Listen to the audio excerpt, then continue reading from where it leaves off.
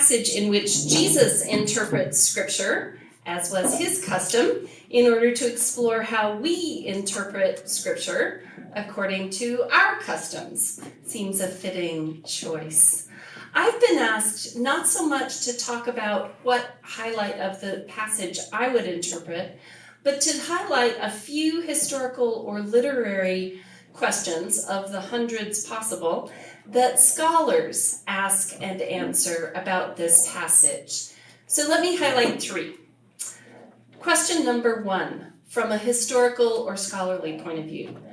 Does Luke paint a typical picture of first century synagogue practice? Basic answer, we wish we could answer more conclusively. There's surprisingly little evidence that survives about what Jewish people did when they went to synagogue in the first century. But what Luke describes does fit with what we know, that the focus was on the reading and the interpretation of Scripture. In this passage, this little Nazareth synagogue owns a copy of the scroll of Isaiah. There's an attendant in the synagogue who hands the roll book or the scroll to Jesus, who unrolls it, finds his place standing up, reads aloud, then rolls the scroll back up, hands it to the attendant, and then sits down. He's not rejoining the congregation at that point. Sitting is a traditional posture for teaching. There are some scholars that say teeny tiny town of Nazareth with 200 or 300 residents in it, probably in the first century. Could they even have had a synagogue building? Could they even have afforded an Isaiah scroll? Could Jesus even have been literate? Bottom line, and all those, we don't know, and we wish we did. Question number 2. Where did Luke get this story? A question of sources. Most scholars agree that the Gospel of Mark is one of Luke's sources as he writes his Gospel. And in Mark chapter 6, we hear a more basic version of the back to the hometown synagogue story. Luke and Mark have some things in common there. In both stories, by the end, the audience reaction is negative. In both stories, we get the saying, prophets aren't without honor except when they go home.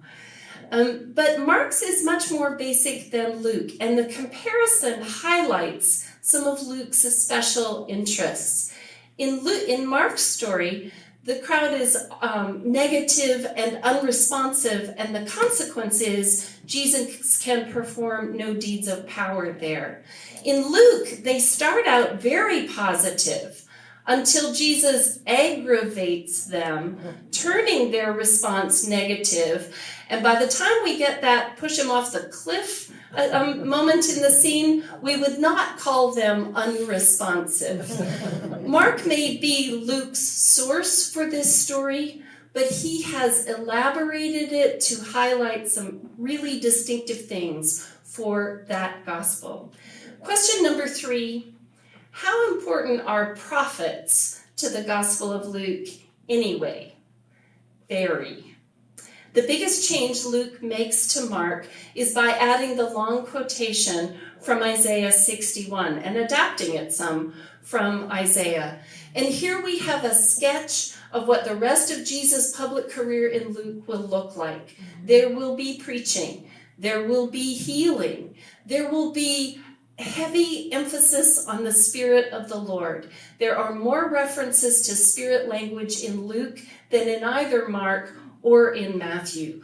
We will get a gospel to the poor, a message with sharp economic challenge, especially for rich listeners.